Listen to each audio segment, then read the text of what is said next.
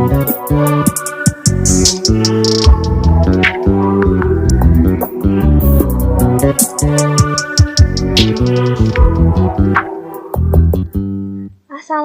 warahmatullahi wabarakatuh. Perkenalkan, saya Laura Fadila Devanti dari kelompok 8. Pada kesempatan kali ini, kami kelompok 8 akan menyampaikan materi mengenai konsep dan strategi pembinaan serta bentuk pembinaan.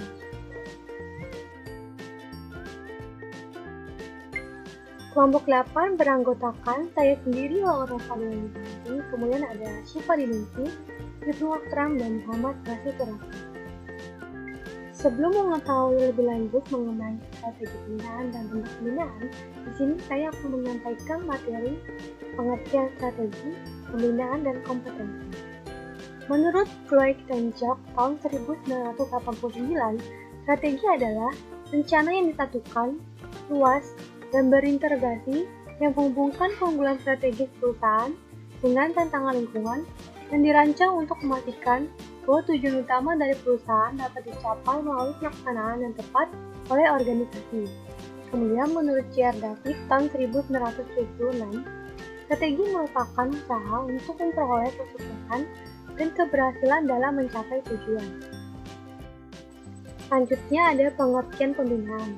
Pembinaan berasal dari kata bina, yang berarti membangun, mendirikan sesuatu supaya lebih baik. Pembinaan sendiri dapat diartikan sebagai suatu proses, cara, perbuatan membina, pembaruan, penyempurnaan, usaha, tindakan, dan kegiatan yang dilakukan secara efisien dan efektif untuk memperoleh hasil yang baik. Selanjutnya ada pengertian kompetensi. Menurut Kamus Besar Bahasa Indonesia, kompetensi adalah kecakapan, mengetahui, berwenang, dan berkuasa memutuskan atau menentukan atas sesuatu.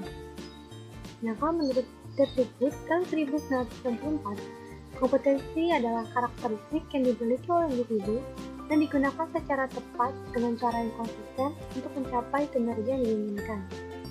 Dan terakhir, menurut Martin Klein, kompetensi merupakan kemampuan dasar yang nantinya bisa dilakukan oleh para siswa dan siswi pada proses tahapan pengetahuan pada pembelajaran, keterampilan, juga sikap. Materi selanjutnya akan disampaikan oleh rekan saya, Syifa Diningsih. Terima kasih kepada Laura yang sudah menjelaskan. Lalu selanjutnya saya akan menjelaskan tentang strategi pembinaan. Ada dua, yang pertama ada pendidikan secara langsung dan pendidikan secara tidak langsung. Apa sih pendidikan secara langsung ini? Pendidikan secara langsung yaitu pendidikan yang mengadakan hubungan langsung secara pribadi dan kekeluargaan dengan individu yang bersangkutan. Yang kedua ada pendidikan secara tidak langsung. Pendidikan secara tidak langsung yaitu pendidikan yang bersifat pencegahan, penekanan pada hal-hal yang merugikan. Lalu selanjutnya ada prinsip pembinaan. Prinsip pembinaan ini ada 4. Yang pertama, menjadikan generasi muda sebagai young human resources, sumber tenaga potensial manpower yang cakap dan terampil, serta mempunyai imajinasi dan daya terapan untuk berkarya dan melakukan pembangunan nasional pada umumnya. Yang kedua, pembinaan harus sesuai dengan perubahan dan kemajuan sosial, ekonomi, dan perubahan tuntutan kebutuhan bagi pertumbuhan dan perkembangan generasi muda. Yang ketiga, pembinaan dilakukan secara integral dan komprehensif dengan memperlakukan aspek manusia.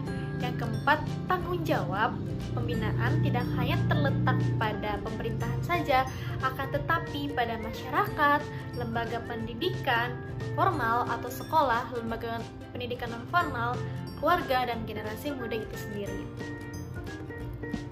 Lalu ada karakteristik kompetisi. Karakteristik kompetisi itu ada 5.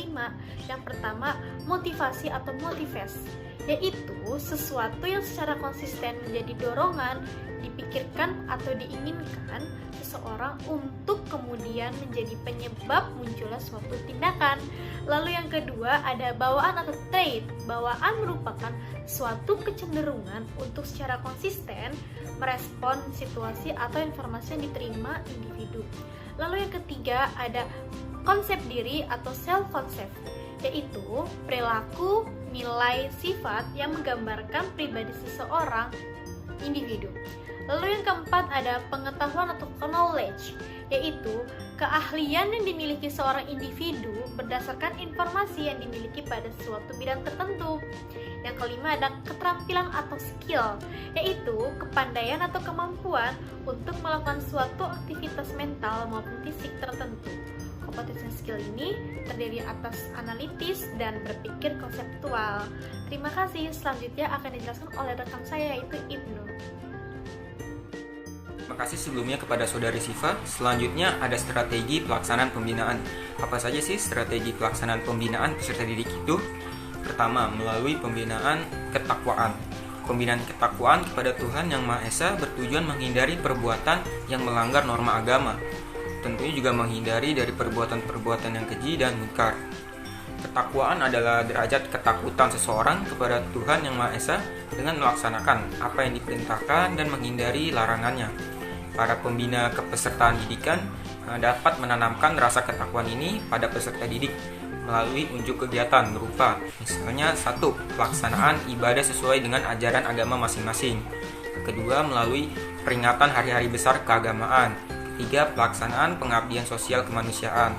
Keempat, penanaman sikap toleransi terhadap penganut agama lain. Kelima itu ada pelaksanaan kegiatan seni bernafas keagamaan. Dan yang terakhir itu ada lomba keagamaan. Yang kedua ini ada pembinaan kualitas jasmani dan kesehatan. Dalam Undang-Undang Nomor 23 Tahun 1992 dijelaskan bahwa kesehatan adalah suatu keadaan sejahtera dari badan, jiwa, dan sosial. Ia memungkinkan setiap orang hidup produktif secara sosial dan ekonomis. Dengan demikian, kesehatan bukan hanya keadaan bebas dari cacat dan kelemahan. Kesehatan merupakan salah satu kebutuhan dasar manusia. Oleh karenanya, di samping indikator lain, derajat kesehatan merupakan salah satu kesejahteraan manusia. Kesehatan berkaitan erat dengan berbagai aspek kehidupan manusia, termasuk diantaranya aspek internal dalam diri manusia masing-masing, dan aspek eksternal berasal dari lingkungan hidup di sekitar manusia tersebut. Munculnya berbagai masalah dalam diri dan lingkungan manusia menyebabkan terjadinya gangguan atau masalah kesehatan, bergantung bagaimana jenis dan sifat masalahnya. Bermacam-macam masalah kesehatan muncul pada berbagai kelompok, misalnya umur, biologis, sosial manusia. Masing-masing masalah memerlukan pemecahan masalah. Masalah lama misalnya dalam bentuk ketidaktahuan, ketidakpedulian, kekurangan, penyakit, infeksi atau dan lain-lain masih merupakan ancaman kesehatan atau muda atau remaja. Sementara masalah-masalah baru dalam bentuk gizi, gangguan metabolisme, keganasan juga mulai menjangkau berbagai masalah lapisan masyarakat termasuk para remaja.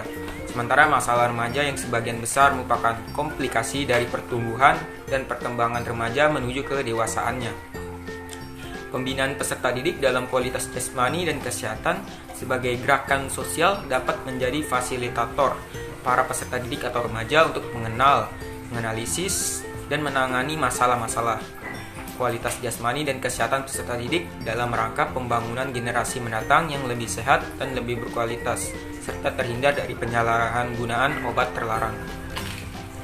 Pembinaan kualitas jasmani dan kesehatan peserta didik juga dapat dilakukan dalam berbagai kegiatan seperti penanaman kesadaran hidup sehat di lingkungan sekolah, rumah, maupun di masyarakat. Usaha kesehatan sekolah, misalnya ada kantin sekolah, kesehatan mental, usaha pencegahan penularan HIV, olahraga, palang merah remaja, patroli keamanan sekolah, pembinaan 5K, peningkatan kemampuan psikososial untuk mengatasi berbagai tantangan hidup. Pada dasarnya banyak sekali bakat yang terpendam dan minat yang dimiliki oleh peserta didik di sekolah-sekolah, tapi belum tergali secara optimal. Oleh karena itu, perlulah diakomodasikan dalam suatu wadah pembinaan peserta didik dalam bakat dan minat yang disebut juga pembinaan seni budaya. Nah, ini ada pendidikan bela negara dan wawasan kebangsaan. Pengertian pendidikan wawasan kebangsaan dapat ditinjau secara konseptual dan operasional. Secara konseptual, pendidikan wawasan kebangsaan mencakup upaya sistematis dan kontinu yang diselenggarakan oleh sekolah untuk menyiapkan peserta didik menjadi warga negara yang baik dalam perannya pada saat sekarang dan di masa yang akan datang. Upaya pengembangan peningkatan dan pemeliharaan pemahaman, sikap dan tingkah laku peserta didik yang menonjolkan persaudaraan, penghargaan positif, cinta damai, demokrasi, dan keterbukaan yang wajar dalam berinteraksi sosial dengan sesama warga negara. Keseluruhan upaya pendidikan untuk membentuk peserta didik menjadi warga negara yang baik melalui pembimbingan, pengajaran, pembiasaan, keteladanan, dan latihan sehingga dapat menjalankan perannya pada saat sekarang dan di masa yang akan datang. Secara operasional, pendidikan wawasan kebangsaan adalah layanan bimbingan, pengajaran, dan pelatihan untuk mengembangkan pemahaman, rasa, dan semangat kebangsaan yang baik kepada peserta didik, yang ditujukan dengan mengutamakan tingkah laku bersaudara, demokratis, saling menerima dan menghargai, serta saling menolong dalam berintegrasi sosial dengan sesama warga negara. Pembinaan peserta didik dalam pelaksanaan kegiatan pendidikan, pendahuluan bela negara dan wawasan kebangsaan dapat ditanamkan melalui kegiatan-kegiatan sebagai berikut. Misalnya ada upacara bendera, bakti sosial atau kemasyarakatan, pertukaran pelajar, ketaatan pada tata tertib, pelestarian lingkungan, napak tilas, pelestarian alam, pecinta alam, peringatan hari-hari besar di sejarah bangsa, upacara bendera, dan pertukaran pelajar dan lain-lain. Baik, selanjutnya saya akan menjelaskan tentang bentuk-bentuk pembinaan. Yang pertama ada kegiatan orientasi peserta didik. Orientasi merupakan kegiatan pembinaan peserta didik untuk mengenalkan secara mendalam lembaga pendidikannya dengan tujuan agar peserta didik mengerti dan menaati segala peraturan yang berlaku di sekolahnya dan dapat berpartisipasi aktif dalam kegiatan-kegiatan yang diselenggarakan oleh sekolahnya. Orientasi menjadi langkah awal yang harus dikelola sekolah untuk dijadikan sebuah wadah kegiatan untuk meletakkan dasar-dasar pendidikan dan pembinaan bagi peserta didik. Pembinaan harus sejak dini diterapkan untuk menanamkan sikap dan sifat yang baik bagi peserta didik.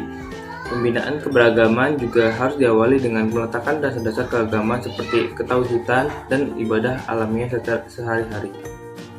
Kemudian yang kedua ada kegiatan ibadah, di mana dengan pembiasaan ibadah yang dilakukan secara terjadwal dan berulang-ulang secara tidak langsung akan berpengaruh kepada perilaku dalam menjalankan ibadahnya secara ringan, tulus, dan ikhlas tanpa harus memaksa. Kemudian yang ketiga, kegiatan qiraat Al-Quran. Al-Quran adalah kitab suci umat Islam yang di dalamnya terdapat banyak petunjuk dan membacanya merupakan ibadah.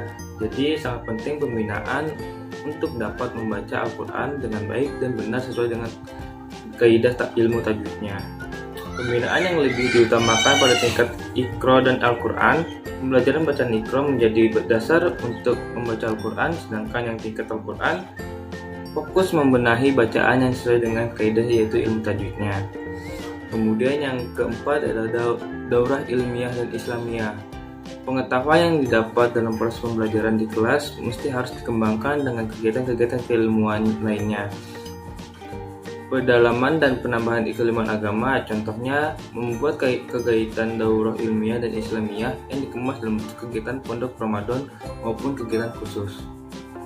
Kemudian yang kelima, kedisiplinan dan budi pekerti. Seiring dengan perkembangan zaman dan berbagai kondisi yang ada di masyarakat, proses pendidikan tidak cukup hanya mentransfer ilmu, ilmu pengetahuan, namun juga harus diimbangi dengan pembinaan yang melatih diri peserta didik untuk terbiasa dengan kebiasaan yang baik, sehingga akan muncul karakter yang baik juga pada diri peserta didik.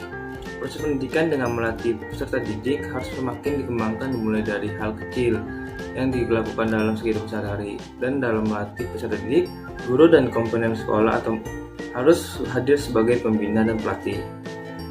Itu selanjutnya menyusun program pembinaan, di mana dalam menyusun program pembinaan ini terdapat 7 bagian. Yang pertama, identifikasi tujuan pembinaan yang ingin dilakukan, seperti mengajarkan informasi yang spesifik atau mengembangkan keterampilan tertentu. Ada 2 pembinaan yang bisa dilakukan. Yang pertama itu pembinaan akademik, di mana dengan pembinaan ini diharapkan bisa membantu siswa mempelajari keterampilan baru baik dalam metode belajar, menulis, dan berhitung. Kemudian yang kedua, pembinaan pengembangan diri yang berfokus pada perkembangan keterampilan, kepemimpinan atau sosial, atau mengembangkan karakter seseorang. Kemudian yaitu yang kedua, tentukan format pembinaan yang ingin diterapkan. Setiap orang memiliki lingkungan tertentu yang membuat mereka terhubung dengan sang pembina. Terdapat beberapa contoh pembinaan yang bisa diterapkan. Yang pertama itu pembinaan tradisional, di mana pembinaan tradisional ini terdiri dari sisi tatap muka. Kemudian yang kedua pembinaan berkelompok, yaitu terdiri dari seorang pembina dengan beberapa peserta binaan lainnya. Kemudian yang ketiga pembinaan tergabung melibatkan beberapa pembinaan dengan beberapa peserta binaan. Kemudian yang ketiga pembinaan teman sebaya, itu terdiri dari sesi yang lebih akrab, setiap orang membina orang lain. Kemudian yang kelima pembinaan elektronik, di mana masih mengandalkan pertemuan pribadi, tapi media yang digunakan adalah seluler dan internet. Kemudian yang ketiga itu identifikasi calon pembina, di mana pembina harus berwawasan yang luas dalam area yang ingin dipelajarinya. Sebagai siswa, kita juga harus memiliki hubungan yang baik dengannya. Jika tidak bisa memberikan siapapun sebagai calon pembina, kita bisa meminta saran kepada teman untuk memilih. Kemudian yang keempat yaitu mental seseorang untuk membina. Sangat penting untuk menjelaskan dan berterus terang tentang ekspektasi dari sesi pembinaan ini, sehingga calon pembina bisa menentukan apakah dia cocok dengan pembina tersebut atau tidak.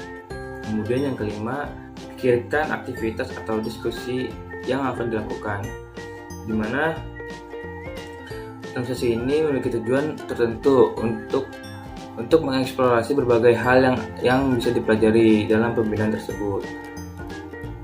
Kemudian yang keenam yaitu buatlah sebuah struktur untuk sesi pembinaan. Dalam hal ini membantu pembinaan dan peserta didik untuk memiliki ekspektasi yang sesuai dan membuat mereka bisa menentukan apakah komitmen tersebut bisa terjaga atau tidak.